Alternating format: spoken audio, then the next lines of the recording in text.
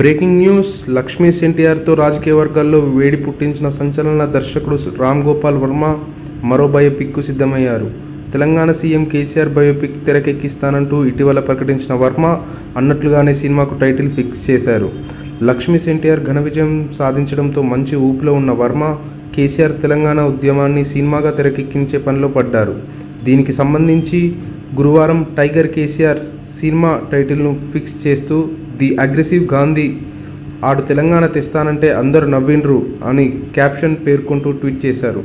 మరో ట్వీట్లో ఇది కేటీఆర్ తండ్రి బయోపిక్ అని, ఆంధ్ర పాలకుల పాలనలో తెలంగాణ ప్రజలు అణచివేతను తట్టుకొని కేసీఆర్ ప్రత్యేక రాష్ట్రాన్ని ఏ విధంగా సాధించారో అనే విషయాలను చిత్రంలో చూపించబోతున్నట్లు పేర్కొన్నారు.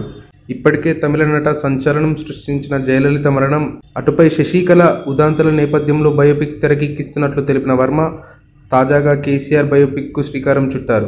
ఓ ఇంటర్వ్యూలో కేసీఆర్ జీవితం ఎంతో నాటకీయంగా ఉంటుందని, ఆయన అనుమతి తీసుకుని బయోపిక్ తీస్తానని వెల్లడించారు. అయితే తాజా ట్వీట్లు చూస్తుంటే ఈ బయోపిక్కు కేసీఆర్ అనుమతి లభించినట్లే తెలుస్తుంది. ఈ వీడియో గనుక మీకు నచ్చినట్లయితే లైక్ చేయండి, షేర్ చేయండి. మరిన్ని అప్డేట్స్ కోసం మా ఛానల్ని సబ్స్క్రైబ్ చేయండి.